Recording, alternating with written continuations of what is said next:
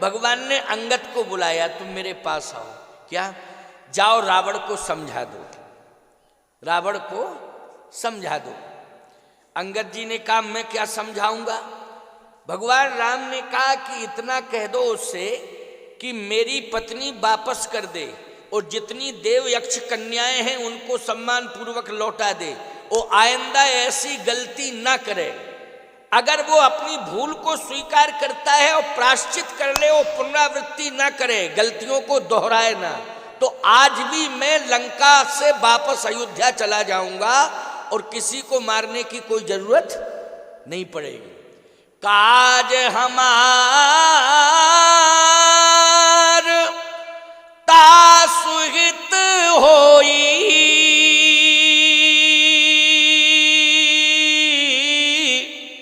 तो रिपुसन करहो बत कही सोई। यदि हमारा काम बन जाए, अच्छा हमारा काम का मतलब राम जी यही करे केवल सीता जी को वापस कर दे रावण, बस इतने में काम बन जाएगा? नहीं नहीं नहीं। जिस तरह से वो नारी के ऊपर कुदृष्टि डालता है, बस वो कुदृष्टि ना डाले किसी नारी के ऊपर, किसी की संपत्ति के ऊपर कुदृष्टि ना डाले, बहन बेटियों के ऊपर कुदृष्टि ना डाले, यज्ञ आदि के ऊपर उसको कुदृष्टि ना डाले, गौशालाओं के ऊपर कुदृष्टि ना डाले। ये कुदृष्टि उसकी समाप्त हो जाए तो आज भी मैं लंका को स्वतंत्र कर दूंगा और ऐसा वैसा राजा नहीं रहेगा रावण, हर काल में उसका अस्तित्व रहेगा अगर वो दृष्टिकोण कुदृष्टिपूर्ण व्यवहार बदल दे। अंगद जी ने कहा महाराज ये संभव है क्या? भगवान ने कहा देखो संभव है या नहीं है, पहले प्रयास तो करना चाहिए, बातचीत तो करो जाके। अंगद जी ने कहा कि आप कह रहे हैं तो मैं जा रहा हूं, मुझे तो नहीं लगता है कि वो अपने इस कुदृष्टिपूर्ण व्यवहार को बदल दे, दुर्व्यवहार को बदल दे, अपनी दौर्बल्य मानसिकता को बदल दे, मुझे तो नहीं लगता है।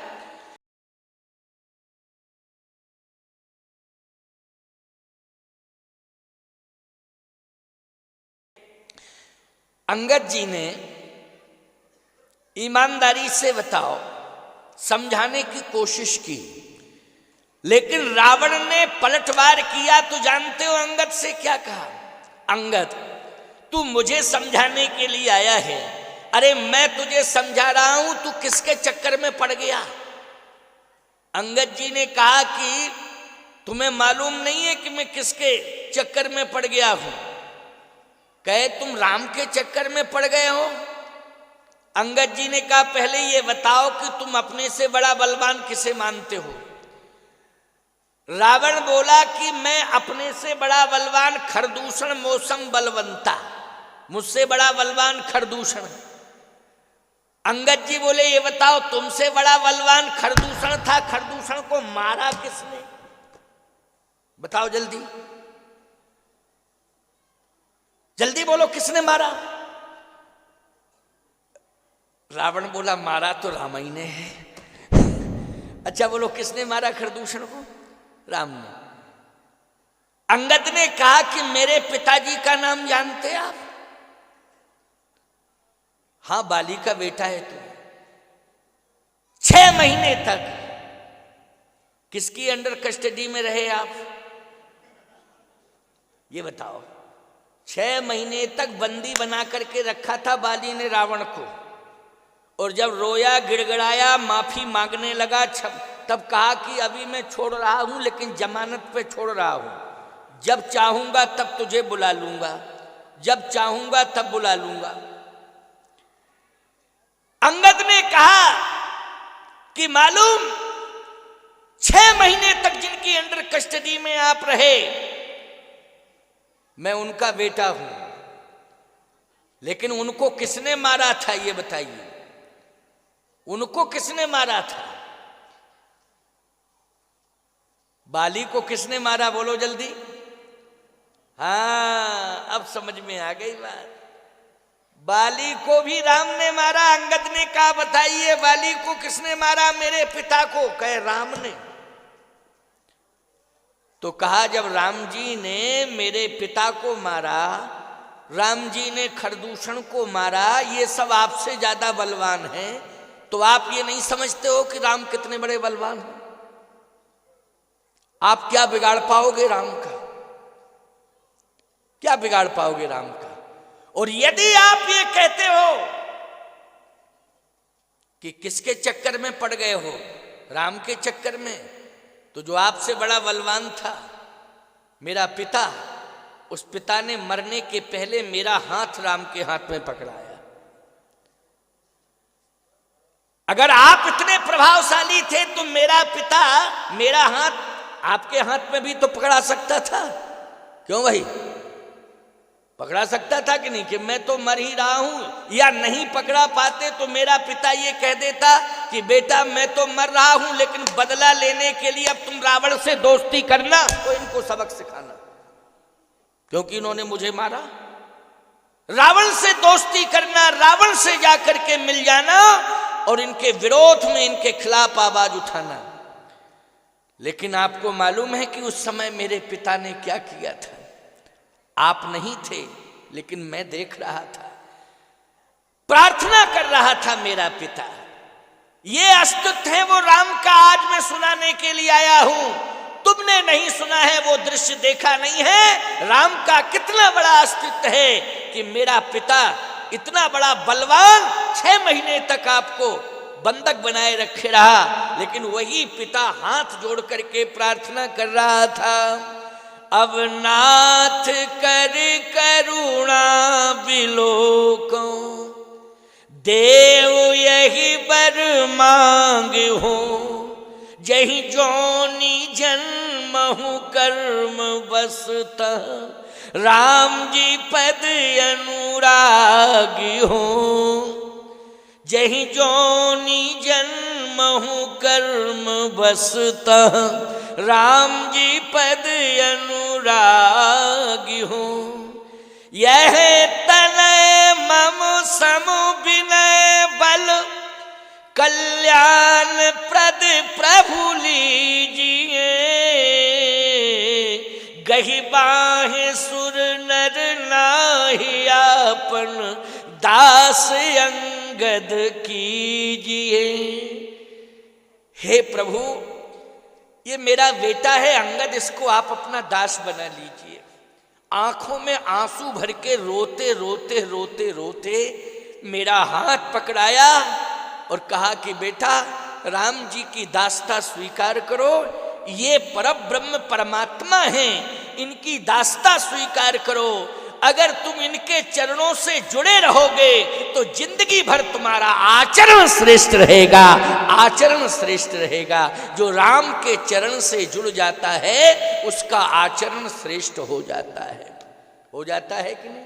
इसलिए राम के चरण से सदा जुड़े रहो, आचरण श्रेष्ठ रहेगा। अंगद ने कहा यदि बात समझ में आ रही हो तो ऐस करो, नहीं नो करो। बात समझ में आ रही हो तो रावण हंसते हुए कहता क्या है, अंगद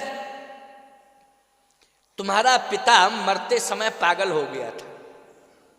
भाई बेवकूफ लोग तो ऐसे ही बोलते हैं ना, तुम्हारा पिता मरते समय पागल हो गया था, उसका दिमाग संतुलन नहीं था, उसने संतुलन खो दिया है।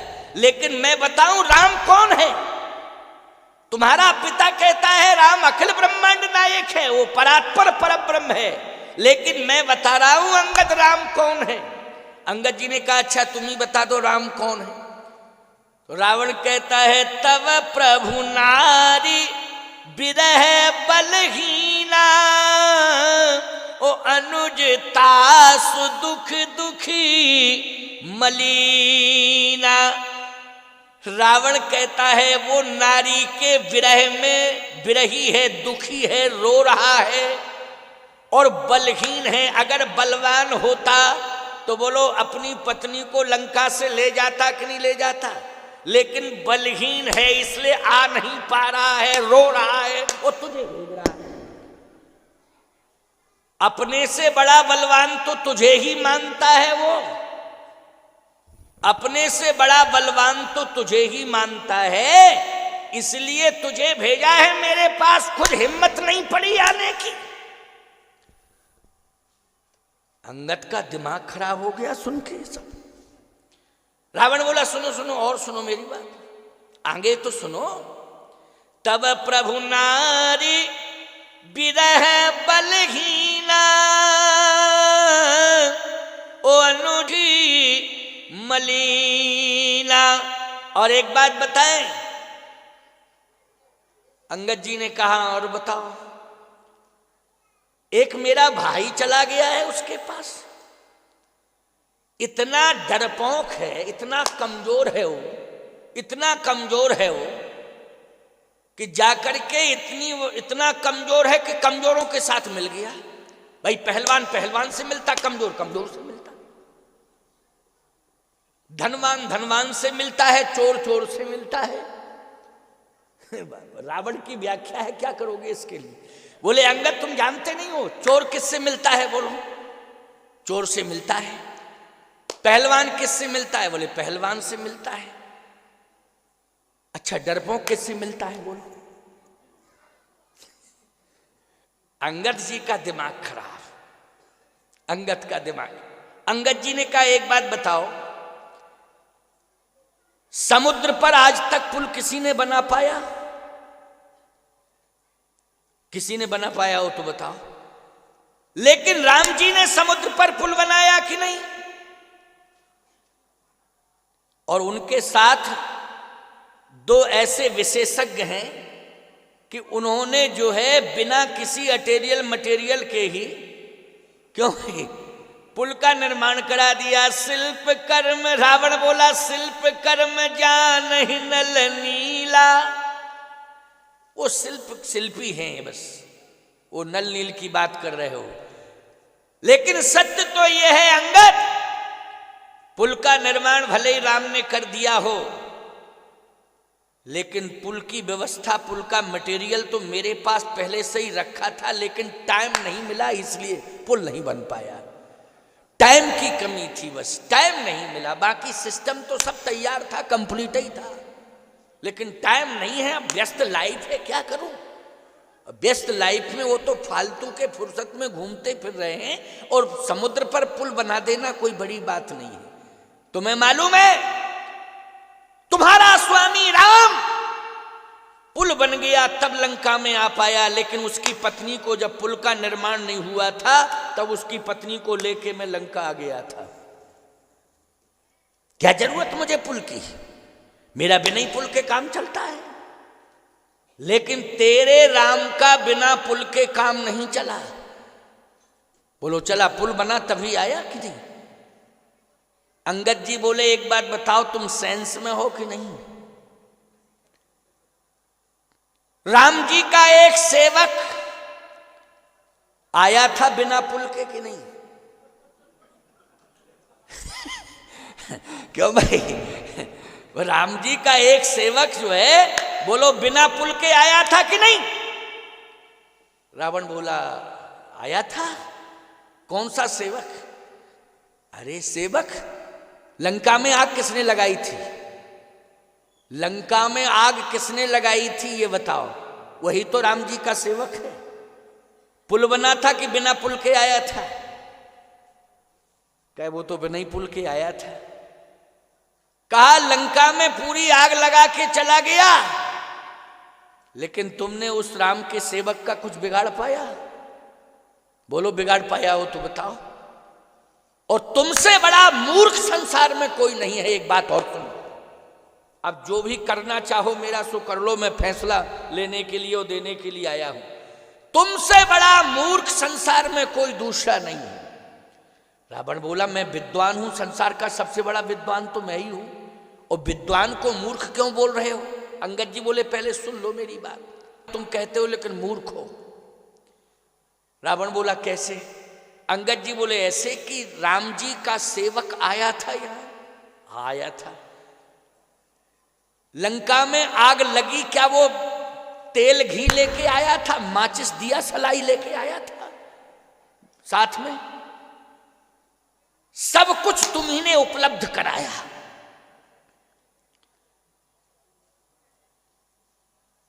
तुमने ही घी दिया, तुमने ही तेल दिया, तुम्हारा ही लेबर चार्ज, और पूरी लंका फुकवा बैठे तुम अपनी। कुछ भी नहीं लाया था भारत से। बोलो लाए थे हनुमान जी, कुछ लेके गए थे क्या? लेकिन पूरा का पूरा सिस्टम, नगर जलवाने का, पूरी लंका जलवाने का सिस्टम तैयार रावण ने करके दिया। हनुमान जी बोले तुमसे बड़ा मूर्ख, अंगद जी बोले तुमसे बड़ा मूर्ख कौन हो सकता है कि पूरा अपनी लंका ही, अपना नगर ही जलवाने का इंतजाम तुमने कर दिया। इसलिए लगता है कि तुमसे बड़ा अज्ञानी इस संसार में कोई दूसरा नहीं है। लेकिन मेरी बात मानो तो अभी कुछ बिगड़ा नहीं है। क्या? सम्मान पूर्वक मंदोदरी के साथ चलो, सम्मान पूर्वक जो है मां जानकी को प्रभु राम के हाथों में सौंप दो। विश्वास रखो, तुम्हारी सत्ता अक्षुण्ण हो जाएगी, तुम राजा रहोगे, कभी भी लंका का कहीं विनाश नहीं होगा। मेरी बात मानो, कभी भी विनाश नहीं हो सकता है, तुम्हारी सत्ता अक्षुण्ण रहेगी। रावण कहता है हमको शिक्षा देने के लिए आया तू? राम को अगर बलवान मानता है तो ये तेरा भ्रम है। अंगद ने कहा कि सुनो मेरी बात, वो तो मेरे स्वामी हैं, लेकिन मैं ही तुम्हें चैलेंज देता हूं। रावण बोला मुझे क्या चैलेंज दे रहा है तू? अंगद ने कहा जो मम चरण सके सठटारी, तो फिर राम सीता में हारी। अंगद ने कहा कि मेरा पैर यदि तेरी सभा में कोई उठा दे तो मैं मान लूंगा कि तेरी सभा में बलवान है। रावण ने राक्षसों से कहा कि राक्षसों पैर उठा के फेंक दो इसका, इसी को उठा के फेंक दो सभा से। पैर की बात छोड़ो, इसको उठा के फेंक दो सभा से। राक्षसों ने पूरी ताकत लगा ली, लेकिन बोलो अंगद के पैर को उठा पाए क्या कोई? अंगद के पैर को उठा पाए? नहीं उठा पाए। आप कहो महाराज अंगद इतने बलवान थे? अंगद जी इतने बलवान थे कि उनके पैर को कोई उठा नहीं पा रहा था? सीधी सी बात यह है कि अंगद के पैर को पकड़े थी पृथ्वी मां। अब जब पृथ्वी ही पकड़ ले तो मैं पृथ्वी के किसको उठाए? पृथ्वी को उठावे पहले तो किसमें ताकत है? अंगद के पैर को पकड़े थी पृथ्वी मां, क्योंकि अंगद ने पृथ्वी की पुत्री सीता को दांव पे लगा दिया था। जो मम चरण सके सठटारी, तो फिर राम सीता में हारी। तो अब अंगद जी के पैर को सारे राक्षस लग गए, लेकिन कोई हिला नहीं पाए। रावण ने कहा खाते हो लेकिन ताकत नहीं रखते हो, हटो एक तरफ। सब राक्षसों को इधर उधर किया और रावण जैसे ही उठा, याद रखना प्यारे, जैसे ही रावण उठा और अंगद की ओर आया और जैसे ही सिर झुका के अंगद का पैर पकड़ने लगा तो अंगद जी ने अपना पैर हटा लिया। रावण बोला पैर क्यों हटा रहा है तू? अंगद ने कहा इसलिए कि तू कर क्या रहा है। रावण बोला तेरा पैर पकड़ रहा हूं। अंगद बोले मूर्ख है कि नहीं, मेरे पैर पकड़ने से तेरा कल्याण नहीं होगा, प्रभु राम के पैरों को अगर तू पकड़ ले तो तेरा कल्याण हो जाएगा। और वास्तव में जैसे ही झुका तो उसके मुकुट गिर गए। भाई झुकेगा तो मुकुट गिरेंगे ही, तो 10 मुकुट थे तो 10 मुकुट नीचे गिर गए। और जैसे ही 10 गिरे तो अंगद जी ने 4 मुकुट उठाए और 4 मुकुट उठा के फेंक दिए, वो भगवान के पास पहुंच गए। अब रावण ने 6 मुकुट बचे, क्योंकि 10 थे, 4 तो अंगद जी ने फेंक ही दिए, राम जी के पास पहुंच गए। अब बचे 6, तो रावण ने 6 उठाए जल्दी जल्दी में और 6 सिर पर 6 मुकुट रख लिए और फिर सिंहासन पे बैठ गया। अंगद जी ने कहा तुमसे बड़ा मूर्ख है दुनिया में? जब 10 सिर हैं और मुकुट 6 हैं, तो रावण बोला कि थे तो 10 लेकिन वो 4 पता नहीं कहाँ चले गए। थे तो 10 ही लेकिन अब वो 4 पता नहीं कहाँ चले गए, तो 6 तो हैं। अंगद जी ने कहा जब 10 सिर हैं 4 नहीं है तो 4 का इंतजाम तो कर लो, पहले 10 हो जाए तब तो रखना चाहिए। अच्छा एक बात बताओ भैया, तुम ईमानदारी से बोलो, कोई नाई हो और नाई जो है, आप कहो नाई से कि हमारी शेविंग कर दो, चलो वो शेविंग करना शुरू करे। अब जब करे तो एक तरफ की दाढ़ी एक तरफ बना दे और दूसरी तरफ जो है कोई कंडीशन नाई के सामने ऐसी आ जाए कि इधर उधर अगर वो हो जाता है तो आप क्या आधा ही शेविंग करा के चले जाओगे घर अपने? आप इंतजार करोगे कि नहीं करोगे? और ये कहोगे कि भैया ये टाइम तो दे दो कि कितनी देर बाद आओगे, और आप आओगे कि नहीं आ पाओगे? अगर नहीं आ पाओगे तो हम जाने नहीं देंगे, कंप्लीट करके जाओ मेरा। और अगर कोई बहुत इमरजेंसी है, 10-5 मिनट की बात है, तो हम बैठे हैं इंतजार कर रहे हैं, कोई दिक्कत नहीं।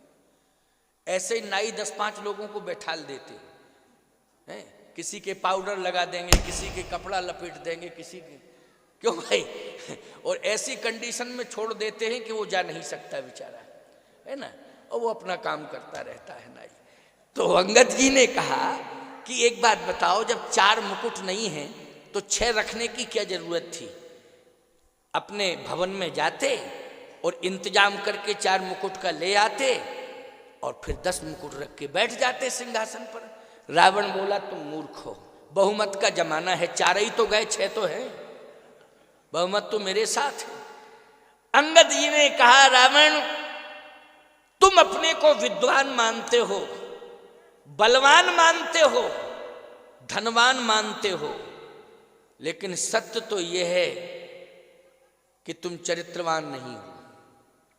तुम्हारा चारित्रिक पतन हो चुका है, और जिस राजा का चारित्रिक पतन हो जाता है, याद रखना उस राजा के जीवन से 4 नीतियां चली जाती हैं।